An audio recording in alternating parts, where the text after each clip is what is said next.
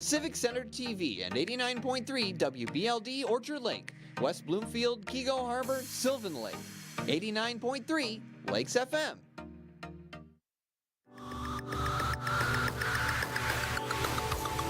It's the Megacast, an hour-long TV and radio streaming show keeping you informed on the day-to-day news. Live from West Bloomfield, we're bringing you the news, updates, and information impacting communities around Michigan.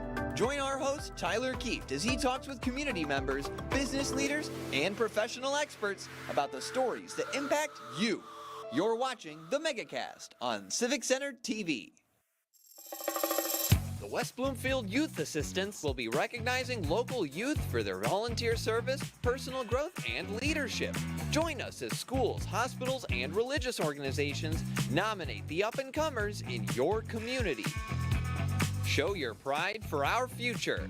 The Youth Recognition Awards, May 10th at 6 p.m. at the West Bloomfield Middle School. This community update from Civic Center TV and 89.3 Lakes FM. There are many different kinds of noses. Our noses can sniff out all kinds of things. Good things and bad things. Your nose knows if those sniffles are just a cold, allergies, or COVID-19. So swab it. Test it. It's good to know. How can you get involved with upcoming elections? West Bloomfield Township wants you to join the ranks as an election inspector. Get trained on using polling equipment, proper procedures for handling ballots, and more to keep the voting process smooth and safe. If you're interested, go to wbtownship.org for more information or call the clerk's office with the number provided on screen. This community update from Civic Center TV and 89.3 Lakes FM.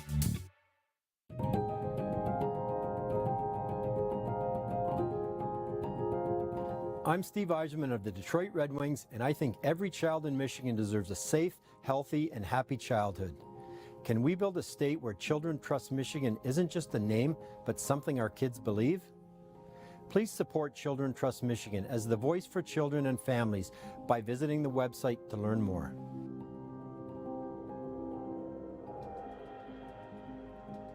You're listening to your radio homes for the Megacast, 89.3 WBLD Orchard Lake and 88.1 WBFH Bloomfield Hills. Today's edition of the Megacast begins now.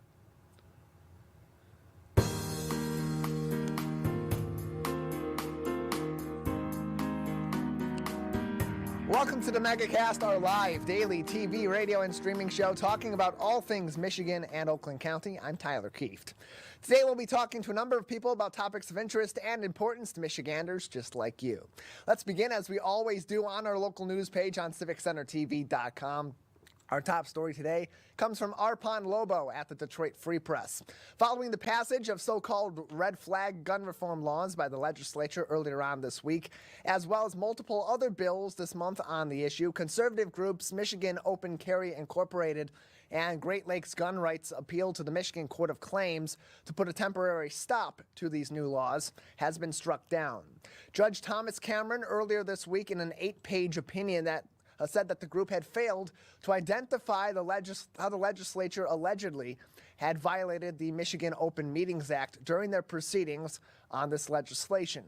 Judge Cameron called the plaintiff's argument, quote, brief and vague, end closed quote, failing to identify the rules that the legislature set and then broke as they deliberated on the aforementioned gun reform laws. Despite the denial, the fight to shut down these new laws may not be over because this is a lawsuit that was against the state or a state agency. It went to the Michigan Court of Claims to begin, and now since that decision has been made, should an appeal be filed by the plaintiffs in these cases, the next body to oversee the case would have to be the Michigan Supreme Court. Additionally, making headlines today from Hannah McKay at the Detroit News. The Graduate Employees Organization, or the GEO, at the University of Michigan, continued its battle against the Board of Regents this week to renegotiate the terms of their employment, in particular their salaries, which the organization has argued does not support a living wage in Ann Arbor. This is all happening as the University of Michigan constructs a new hospital building, the D. Dan and Betty Kahn Healthcare Pavilion. And Thursday, the construction on that project had stopped as GEO members picketed outside of the construction site. While workers could have crossed the picket lines to continue the construction, they instead elected to halt their progress for the day and join the GEO in solidarity. GEO officer and political science doctoral student Amir Fleischman said, quote, "Workers in the skilled and building trades refused to cross our picket lines and expressed support for our strike. Shutting down this site costs the university an estimated $500,000 per day and demonstrates the significant community support for our platform," and closed quote. The stoppage at the new hospital certainly caught the attention of the University of Michigan and its leadership, although that also included the disappointment of that leadership as well. Said U of M spokesperson Rick Fitzgerald, quote, we are disappointed that the GEO would target the construction of a critically needed hospital at Michigan Medicine," and closed quote. The $920 million project is scheduled to be completed by the fall of 2025. Meanwhile, the GEO's strike continues on today as it quickly approaches the 1-month mark on the picket lines after the strike began on March 29th. Finally, making headlines today on our local news page on civiccentertv.com from Matthew Farr at the Oakland Press. Oakland University students will have a special guest speaker at next week's commencement ceremony, and she won't have to travel very far to speak to the newest Golden Grizzlies alums. Governor Gretchen Whitmer will make the keynote address next Friday afternoon at OU's O Arena for students across multiple disciplines, providing encouragement and guidance to one of Michigan's newest crops of college graduates. University President Ora Hirsch-Peskovitz said of the governor's upcoming speech, quote, "It is a tremendous honor to host Governor Whitmer and to hear her share her thoughts with our graduating students. The governor will be addressing our young, talented men and women who will be entering the workforce of our state at a critical time for Michigan. With their gifts, talents, skills, and competencies, we are confident that they will make an enormous impact on our state, regional, and national economy," and closed quote. So, like we see at many universities all across the United States, particularly those larger universities, you have speakers with a lot of notoriety and public figures, whether it be celebrities or politicians, or in some cases both. Now that coming to Oakland University, where the second-term Democratic Governor Gretchen Whitmer will be making a speech to these students next week. That commencement ceremony Friday, April 28th at the O Arena Athletic Center. And that'll be at 2 p.m. in the afternoon during undergraduate ceremonies for the College of Arts and Sciences. All these headlines are making news today on our website on civiccentertv.com's local news page, along with all the top stories from throughout this week and public health information from the Centers for Disease Control and Prevention, the Michigan Department of Health and Human Services, as well as the Oakland County Health Division on the local level.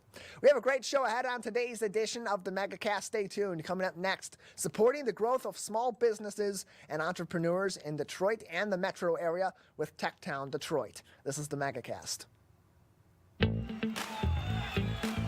Let's relish these moments, made possible by the COVID-19 vaccine.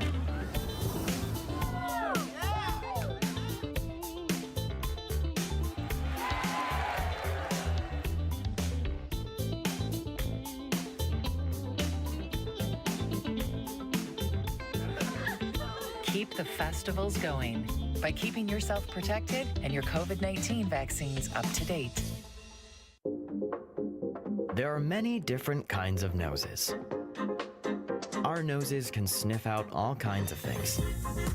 Good things and bad things. Your nose knows if those sniffles are just a cold, allergies, or COVID-19.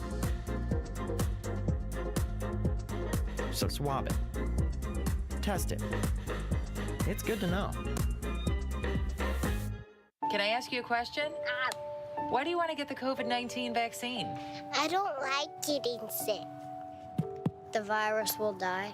It will be easy to not catch it. Keep my family safe and keep playing soccer. Because I love being vaccinated. What's your hope for everyone? I hope everybody gets the vaccine to keep safe and strong. Be like happy, having fun everywhere. Everyone stay safe and hope you get the vaccine.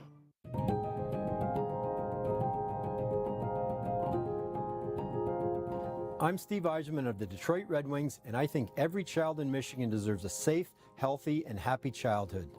Can we build a state where children trust Michigan isn't just a name, but something our kids believe? Please support Children Trust Michigan as the voice for children and families by visiting the website to learn more.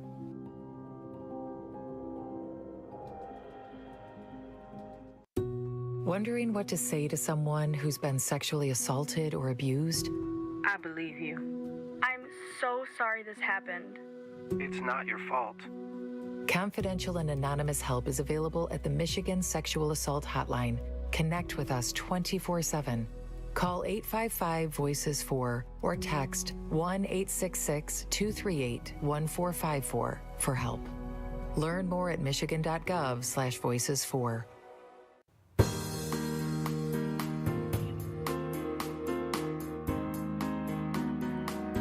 Welcome back to the Megacast, our live daily TV, radio, and streaming show talking about all things Michigan. I'm your host, Tyler Kieft.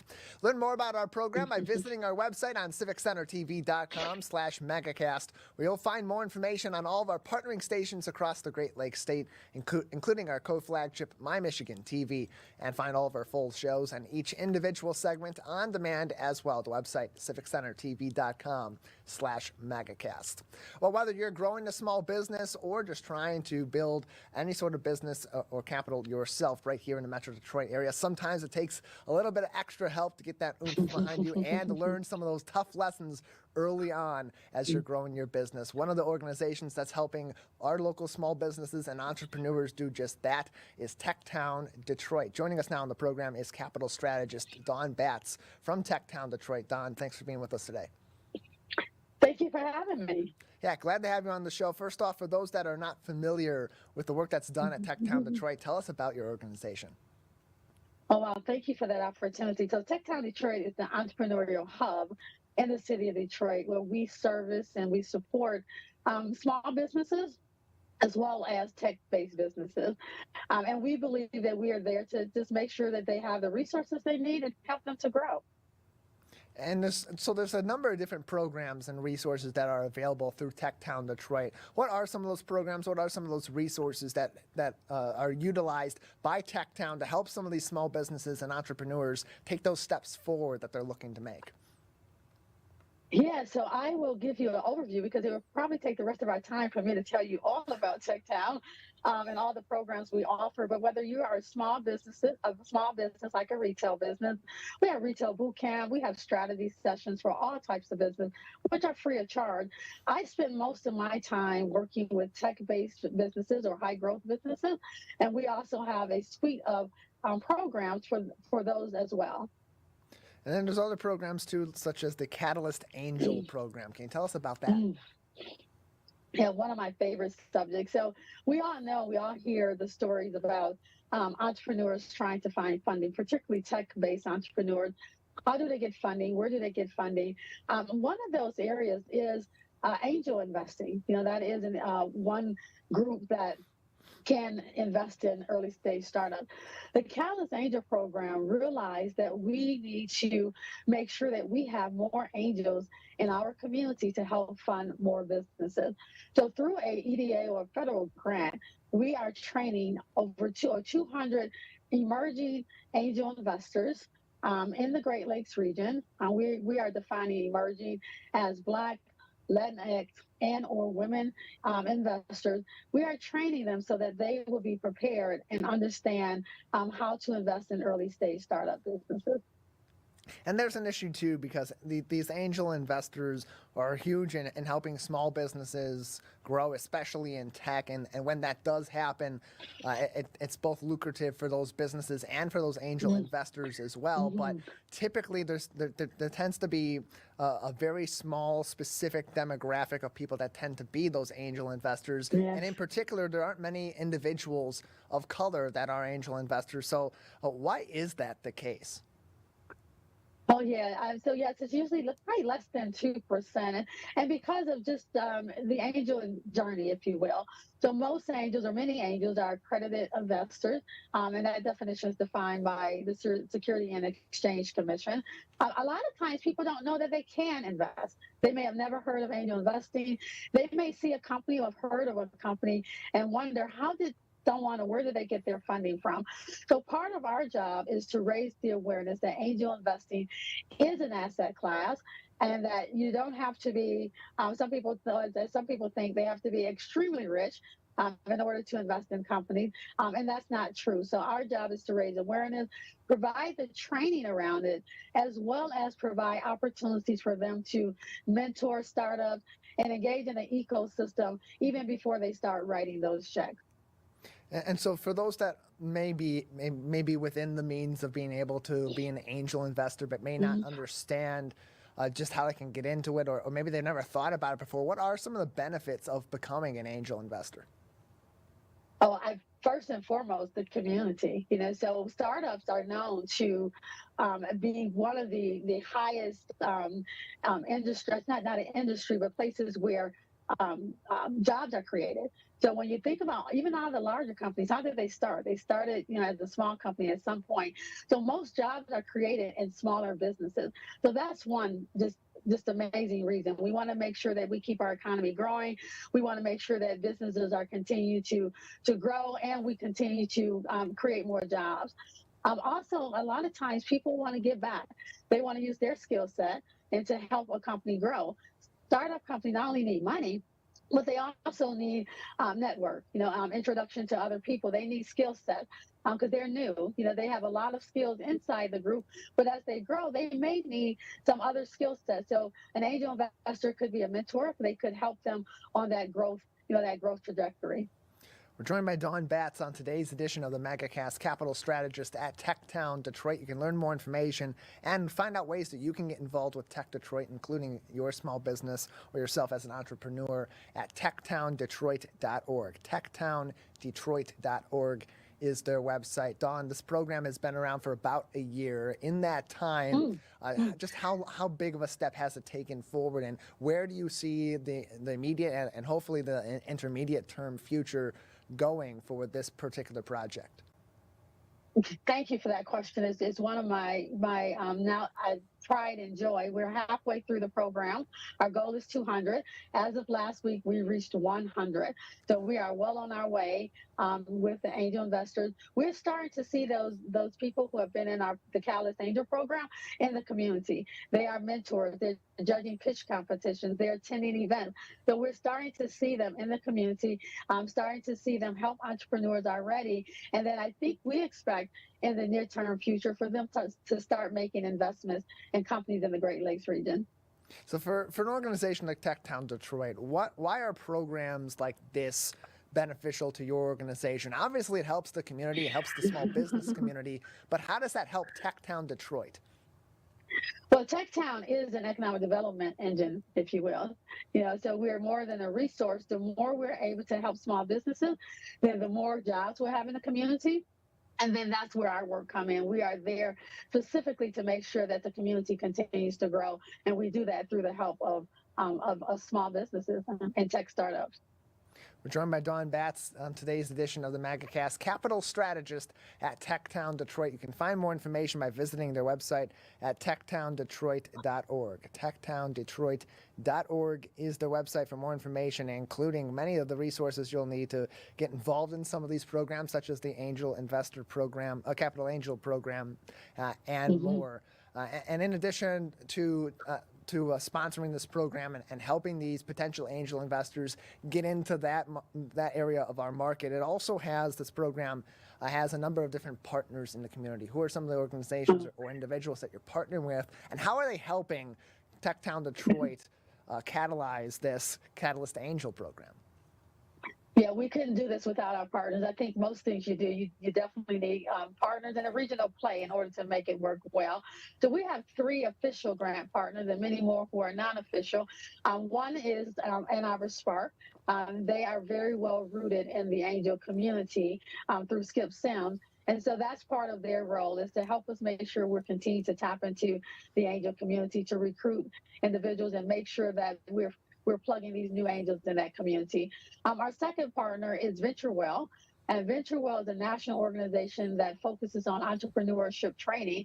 So they are also the ones who, where we place a lot of our angel Catalyst Angel program participants to get hands-on experience in some of their accelerator programs. So these angel participants are mentors to early-stage startup companies in VentureWell's program. At the same time, they're mentoring the startup companies. We also have investors in residence in that program. So the mentors are being mentored. It's magical when you're in that room. And then the third partner is the Angel Capital Association. And through their Angel University, that's where we curate our classes, which are taught by angels from across the country, very experienced angels from across the country who've been doing this for many, many years. So all three of those partners play a key piece in delivering the program.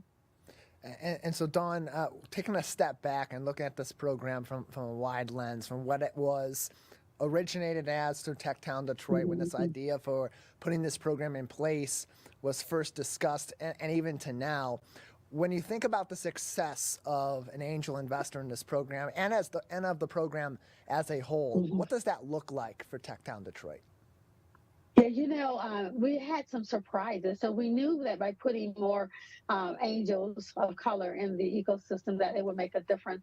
One of the things that has been very surprising in a very good way for me is the amount of feedback we're getting from the new angels. One, they just didn't know that they could be angels. But two, because of how they're showing up in the ecosystem, they are now making sure that our ecosystem have representation at every level. National level, we have one of our first participants is now teaching a class at the Angel Capital Association. So in addition to being the investor, she is now one of the instructors who's volunteering her time to do that. What else it also does is make sure for those who are emerging, when you have a teacher now who has a year under her belt, it's more relatable. Sometimes when you see people who are extremely experienced, you don't know if you can do that. So when you see people who are on that journey, it's much more relatable, it's doable. People are excited about this space. And when we have people excited about the space, we're going to have more impact. And as these economic spaces in Detroit, as industry in Detroit continues its resurgence as it has in recent years, how does that also play into this program and the importance of this program in the city of Detroit, being that it is the population of Detroit is a majority people of color, having that representation now also in the business community as that resurgence kicks into its next gear? Yeah, so this is two parts that I want to talk about. One, this is the Catalyst Angel program is regional. So we have 6 states, and that's a key piece because entrepreneurship, particularly that early stage startup for tech and high growth businesses, it must be a regional play. People need follow-on funding. They need additional resources. So the more you're able to bring the region in, the more you're going to have that impact. I also want to mention, you mentioned about the city of Detroit particularly, and I would still broaden that. What the research has told us is that when you have a more diverse group of angel investors, they tend to be more likely to invest in a diverse group of founders. That becomes really critical because we also see that the returns and the performance is typically better when you have diversity involved. May that be ethnicity, gender, just a diversity across the spectrum. And traditionally in this field, we just have not had that level of diversity. So we expect to see different types of solutions or businesses being involved. This is how innovation is funded. And so for those that may be potential angel investors in the future, they've considered maybe angel investing in the past or have considered even entering a program like the Catalyst Angel program through TechTown Detroit. If they have any hesitations or any apprehension, what words of advice or encouragement do you have for them as they're exploring potentially this path forward? Yeah, one, call me. Do not hesitate to get in touch with me at dawn@techtowndetroit.org. I love this conversation. Plug into the ecosystem. The Michigan Angel community has a website. And you can go there. It does an annual report. You can see what type of things are being funded, the different angel groups, what type of companies. But just plug in the ecosystem so you can learn more about the space. More information on TechTownDetroit.org. You can also call them 313-879-5250, 313-879-5250. Dawn, thank you so much for being with us today. Oh, it has been a pleasure. Thank you. Appreciate having you on. TechTownDetroit.org, the place to go to learn more about the Catalyst Angel program and many other programs that will support you as an entrepreneur or your small business or both in Detroit and surrounding areas. Great to talk with Dawn about that. And again, 313-879-5250 to call TechTown Detroit to get more information and to ask any of these questions. They love to help our local small businesses. On the other side of this break, we'll continue to talk about the markets and the economy statewide, locally, and nationally with Michael Greiner from Oakland University. Stay tuned. That's up next on the Megacast. Like what you see? Beautiful works of art, masterworks of metal, and accomplishments of artistry will be on display near you. All kinds of artists from all walks of life come together to celebrate their skill and appreciate their work's beauty. Hot Works presents the 2023 Orchard Lake Fine Art Show. Stop by July 29th and 30th between 2 and 10 p.m. between Powers and Daly off of Orchard Lake Road. Now that the vaccine is available for children 5 and up, why do you recommend it? Kids are part of the community and they can spread COVID. We're seeing both healthy children getting sick from the virus as well as children with underlying health conditions. They can easily bring the virus home to other people that are vulnerable and make them sick as well. This vaccine can change that and keep children safe. It's essential that your children get vaccinated to protect them, to protect your families, and to protect those in the community around you. In the face of COVID-19, staying healthy is important. And now the same is true in the face of flu. Influenza has the power to infect millions. But it's easy to protect yourself, your family, and your community. The flu vaccine is safe and effective. And with COVID-19 still around, it's essential. Together we can face flu season head on. Visit michigan.gov/flu.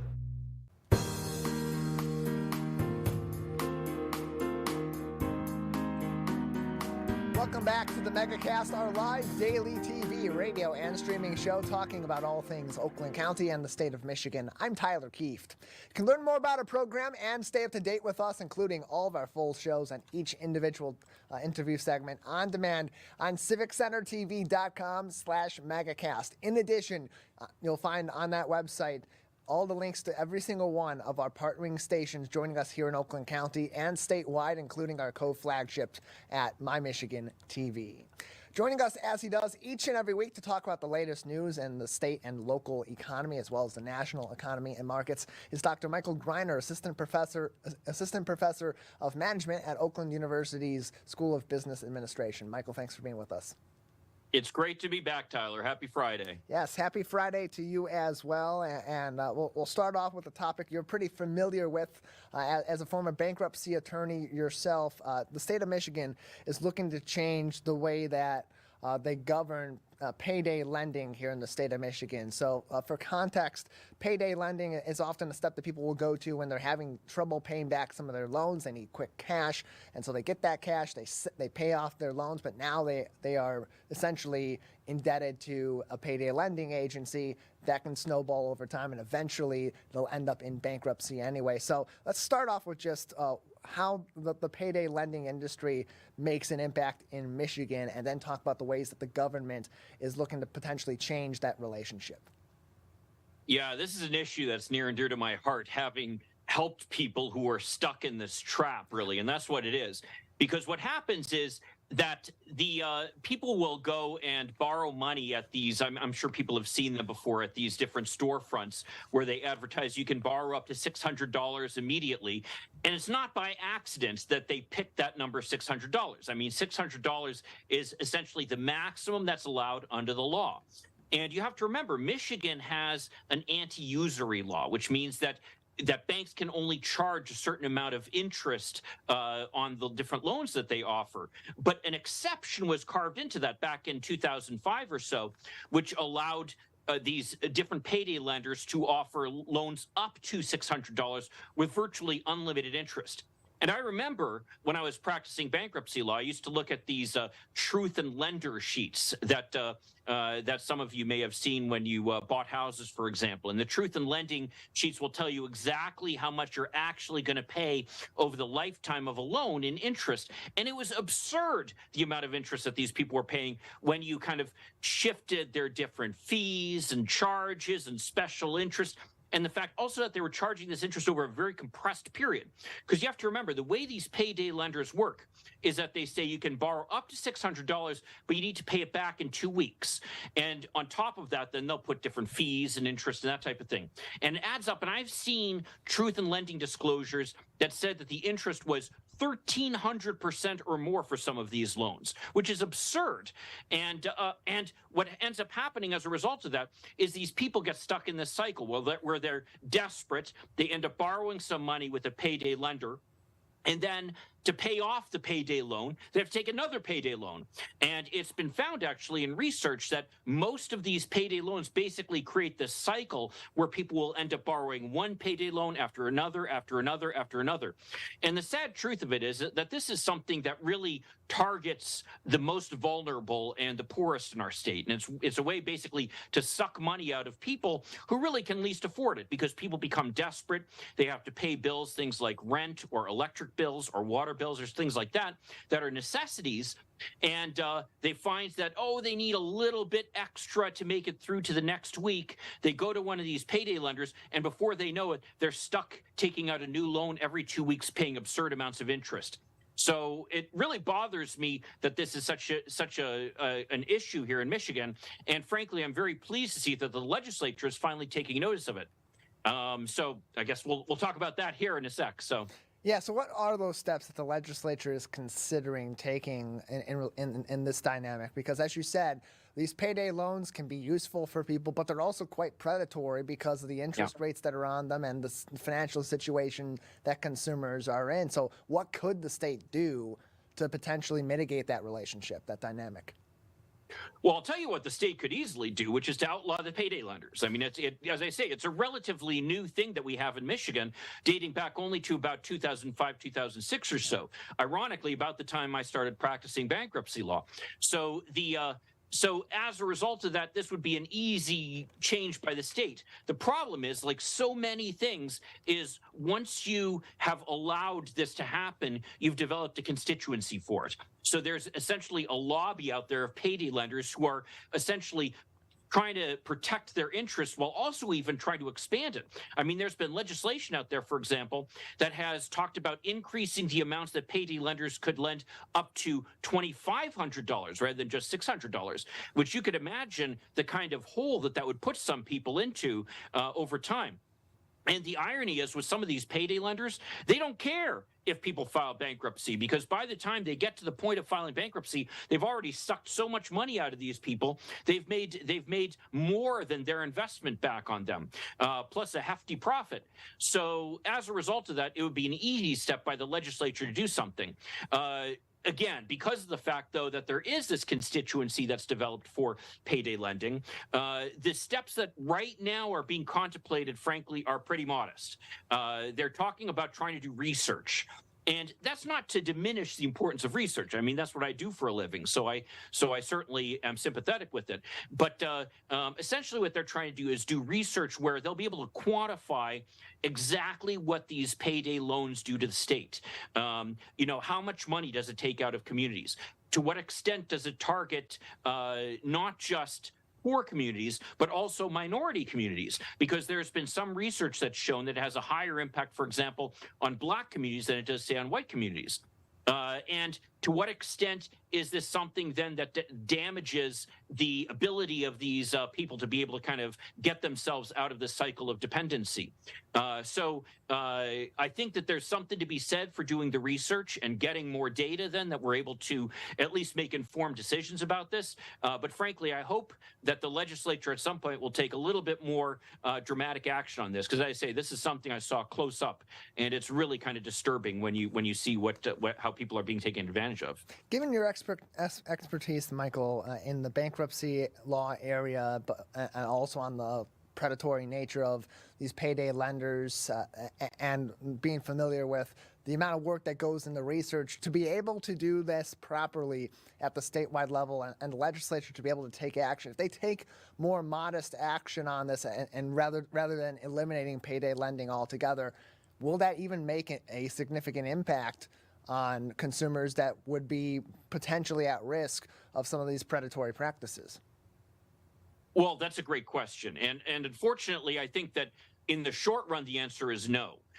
In the long run, though, it could make a difference, because the hope is that this could eventually at least open the eyes. I mean, it could be that, and I'm well aware of this situation being a researcher, that because of the fact that I've been exposed to certain specific situations, that my perception of these things grows out of control with respect to what the reality is. You know, again, I represented people who were debtors a lot of the time, and these people found themselves in financial trouble. And so when I saw these situations that were created as a result of the payday lending, I was horrified by it. But again, this is a very narrow group. So does it turn out based upon the research that really my concerns are overblown?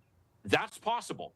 I mean, I've seen lots of cases where, for example, we've done some research on, say, the relationship between government and business. And in certain cases, it indicates that there is actually some benefit to businesses engaging in that. In other cases, there's not some benefit to businesses. And being able to separate those two things really sometimes requires being able to step back, set your own personal feelings aside, and look at what the numbers say. And so I think being able to develop some quantitative data based upon what's actually happening will be very useful to see, number one, if our concerns are overblown, or number two, to what extent this is really creating damage within the community and within our economy. And based upon that, then, I think the legislature will hopefully be able to shape some legislation that addresses it. Again, sometimes information is power, and my hope is that will be the case here. You know, I certainly, as any scientist should be, certainly acknowledge the fact that I could be wrong about this. But what I'd like to see is some data. But my gut tells me that this is a serious problem that hopefully in the long run, the legislature will be doing something more substantive about. On the other side of that coin, something that's a lot more lucrative and a positive potentially for the state of Michigan is the future of the automotive industry in the electric vehicle space. The federal government recently decided on which certain electrical vehicles will be eligible for tax credits. There's a couple of big winners in the electric vehicle space coming out of that determination. Who are those winners? Yeah, and this is actually kind of an interesting story, because I've been watching the news and comparing how it's been covered at the local level, at the national level, and at the international level. And it's funny to see the differences that there are, because a lot of the coverage that you see from outside of Michigan has focused on the fact that you're talking only a very small number of vehicles that are going to be covered by this. And we're talking about, of course, the tax credits that essentially makes it cheaper for people to buy electric vehicles. And this goes back to the Inflation Reduction Act, which passed about a year ago. And that legislation, which is named for inflation reduction, but really is a climate bill, to be honest, provided the up to $7,500 tax credit to encourage people to buy electric vehicles. And the sense was that this would be something that would really kind of help us shift into more of an electric vehicle economy by making them more affordable for people. Because part of the problem, of course, is when you're dealing with early technology, it ends up being more expensive than the technology you already had in place. So by offering these tax credits, we're able to start an industry going around EVs, and we're able to start to generate those economies of scale, which we all heard about in Econ 101, that will finally start to bring down the price in these electric vehicles. So the sense was that, that's what will happen. But part of the compromise that the Inflation Reduction Act represented was that it required that much of the assembly of these vehicles, as well as the development of the batteries and the materials that went into the batteries, had to either come from the United States or from countries with which we have a free trade agreement. So it kind of excluded a lot of countries that, frankly, have been more predatory on a trade basis with the United States. So looking at it from the perspective of the local coverage has been much more favorable because, of course, one of the big winners from this has been General Motors, our local company here. And probably the second biggest winner, aside from Tesla, which, of course, we know has been huge in the electric vehicle industry, is Ford. General Motors in particular, you know, they've got the Bolt, which a lot of people have been talking about very excitedly because of the fact that it is really one of the first, I think, mass market electric vehicles that you can see out there. Its price is lower than what you see on anything from Tesla, anything from Ford, really anything from any other company, and yet they're offering still a very good vehicle. In fact, Consumer Reports gives the Chevy Bolt, for example, a very, very good reviews. And you see great reviews about it all through the news media. Now, granted, they had some problems early on, but it appears that they've pretty much resolved those. So as a result of the fact that GM has really made such a big commitment in the electric vehicle space, both the Bolt, I'm sorry, I keep getting those two mixed up. The Bolt and some of the newer electric vehicles that it has coming out, like the Blazer, for example, and the Silverado, are all going to qualify for the full $7,500 tax credit. And in fact, GM, I believe, is the company with the most models that are going to be qualifying for it. Interestingly enough, there are no foreign manufacturers at this point that qualify for the full $7,500 tax credit. And just as a side, one thing that is interesting also is that in addition to Ford qualifying with a number of vehicles, although not the Mustang Mach-E that so many people have been talking about because its battery is manufactured overseas, in fact, actually, Chrysler has a couple of vehicles that qualify, even though they don't make any fully electric vehicles. And that has to do with the fact that certain vehicles, if they're plug-in hybrid vehicles and their batteries large enough, they can also qualify for the credit. So I think actually the Pacifica qualifies for the credit, as well as some other vehicles. So the big headline that you've seen in all the coverage has been the fact that the American automakers are the big winners in this. And really the top winner in this, good news for us here in Michigan, is our hometown company, General Motors. So I think we all should be feeling very good about that right now. Yeah, that's good news as we move forward in the automotive industry here in Michigan, and especially in the Detroit area. And there seems to continue to be that greater push from internal combustion engines to electric vehicles, not just for the future, but also for very soon from now, the next couple of years, next few years, really trying to push that forward as electric vehicles being the primary source of these new vehicles out on the roads. Michael, thank you as always for being with us. It's great to be here. Thanks, Tyler. Have a great weekend. You as well. You can keep up to date with all the programs at the Oakland University School of Business Administration and in other programs at Oakland University by visiting oakland.edu. We'll take a quick break on the Megacast. On the other side, one of over 300 charities and nonprofits supported on the Share Detroit platform joins us. Stay tuned. This is the Megacast. Many people are feeling overwhelmed and struggling with mental wellness these days. So be kind to your mind. Give yourself permission to breathe. Share your feelings. You are not alone. Have hope. Talk to a Stay Well counselor for free confidential help 24/7 through the COVID-19 hotline. Ronnie started doing prescription pills at the age of 15. And by 19, he died. If your child is struggling with drug use, try not to be too proud to reach out for help. Don't be worried about what the neighbor will think or your family. Just get your child the help they need. Sometimes it's the hard road to take, but the hard road is nothing compared to living with the fact that your child is no longer with you. There's hope and help at drugfree.org. Watch Civic Center TV with our brand new live captions. To turn on live captions, go to civiccentertv.com and click Watch Live. In your web browser, click on the Options tab in the top right and find the Accessibilities tab. Then just switch on live captions to heighten your enjoyment of our local programming. Thank you so much for watching Civic Center TV.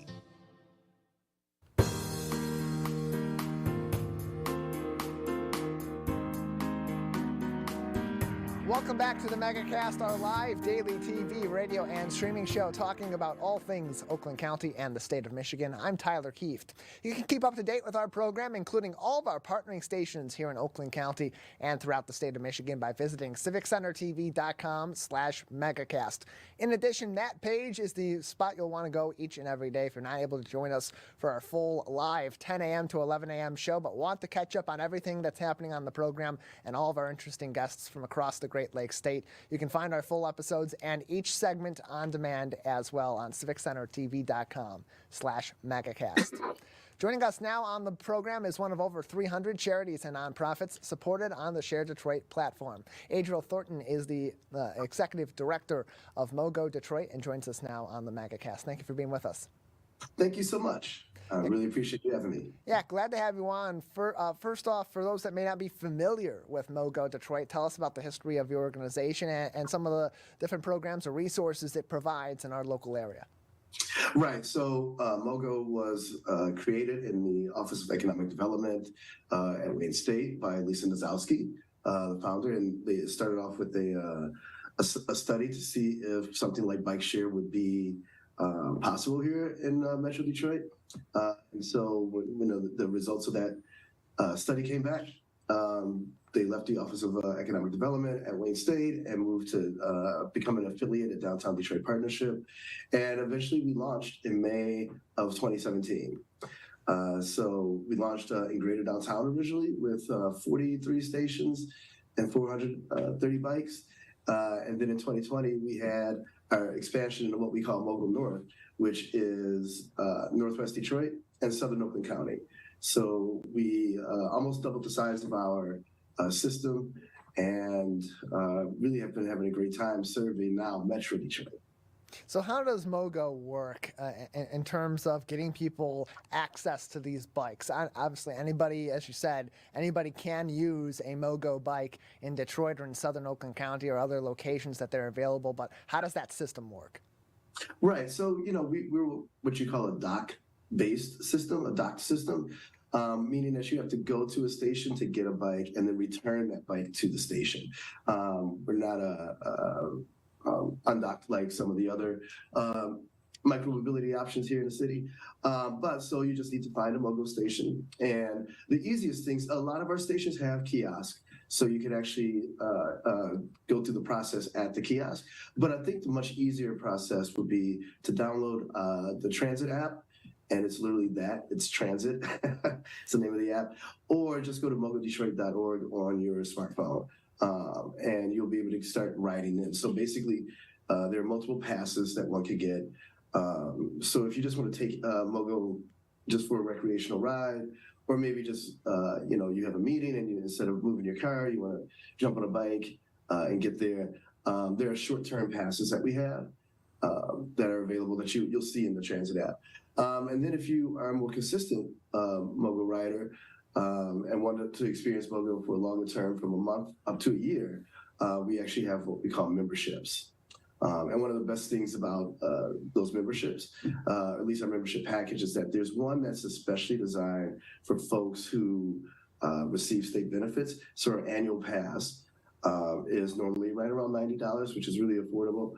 But if you receive state benefits like a bridge card or you're part of the Michigan Healthy Plan, you can get that same annual pass for $5.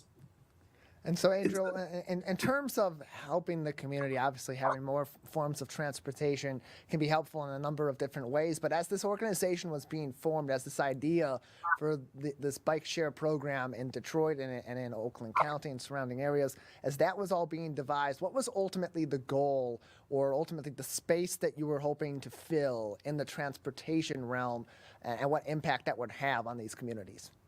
Yeah, so I think that the primary objective was to become that first mile, last mile connector for folks.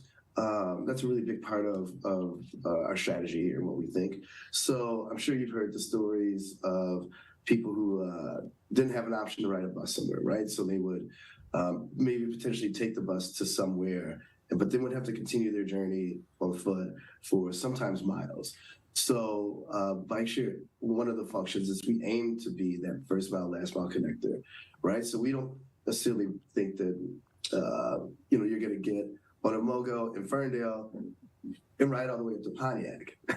But you can definitely get a MoGo to get to that other form of transportation. So that's a really big piece of it. And I think that for some folks, though, MoGo has really filled the gap of just transportation, period. We are not a recreation company. Let me say that again. You can use MoGo recreation. People do all the time. But we really consider ourselves to be a transportation organization. So we really are concerned about getting people from point A to point B in a really healthy and active way.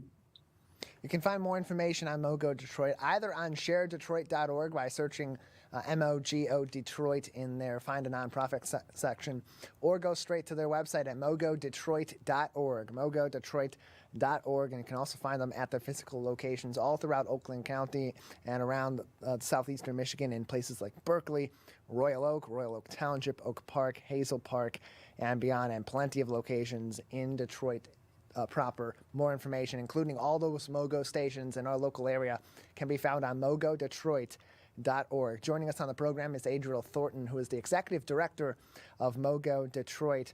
Tell us also about there's a newer program called MoGo Boost that's also available. Tell us about that. Right. So I'm not sure how into the bike world you are, but the newest craze, which has been sweeping the bike world for the past couple of years, has been the electrification. So MoGo Boost is really, it's a pedal assist e-bike. What that means is you still have to pedal, right? So it's not a moped, it's not a motorcycle or anything like that. You still have to pedal, but when you pedal, it gives you a boost. So it makes it a lot easier for people to pedal, and you can go much farther, faster on an e-bike.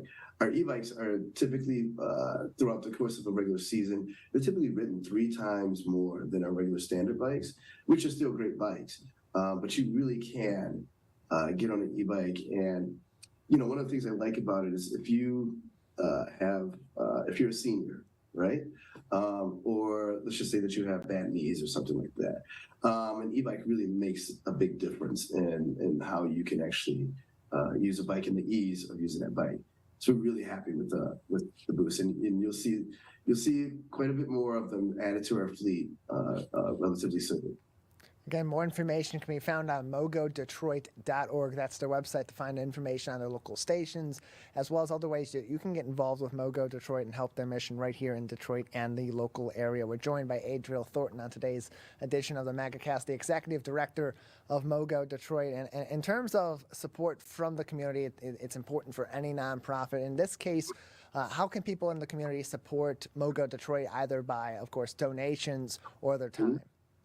Yeah, so they can actually go to our website, mogodetroit.org, and there is a donation button there, so you can donate directly to us if you are passionate about active transportation or micromobility. Then we're the organization for you. Out in the field, really, if people just want to support us by, buying a pass or just getting one of our memberships, that's really helpful as well. So those are the 2 direct ways that people can really help us. More information on all these programs and ways that you can get involved can be found on mogodetroit.org. That's mogodetroit.org, including, again, their Find a Bike map, where you'll find MoGo stations and bike-friendly routes all throughout the Oakland County area, mostly in southern Oakland County, as well as in Wayne County, and especially in the city of Detroit. Adriel Thornton is the Executive Director of MoGo Detroit and joins us today on the Megacast. Adriel, in the grand scheme of things, just how important are these sort of micro-transportation outlets across the board in our communities as people continue to struggle, especially in our current economic times, getting from, as you said, point A to point B? Just how big of a difference can something like MoGo Detroit really have in one community to the next? I would like to think that it can have a really big difference, to make a really big difference. As you said, people are struggling here. The price of gas, the price of getting a vehicle and then maintaining that vehicle. So MoGo is, we are not here, we can't resolve every issue with transportation, but we certainly can help. If you have access to a MoGo station nearby you, that's a great way to conserve gas by just taking a MoGo instead of getting in your car, especially for those short trips. Again, it's station to station, so you would, wherever you're going, you probably would need to make sure that there's a MoGo station there. But it really can make a big difference. We have, again, with our Access Pass, we have some of those users who've written us and told us that this is their form of transportation. This is the only way that they can get around. And I'll tell you what illustrates that point is that ever since launch, I should say, we have not had a single day where we did not have rides. I'm talking about polar vortexes, the insane heat, big storms. Every single day we've had rides, and that illustrates to me the necessity that this is for some folks. And we also have another program. Again, this is about access. Our adaptive MoGo program is we actually have adaptive MoGo is designed for folks who, for cognitive or physical reasons, can't ride a regular two-wheel bike. So we've got recumbents, we've got a cart bike, where if you're wheelchair bound, you can slide right into it.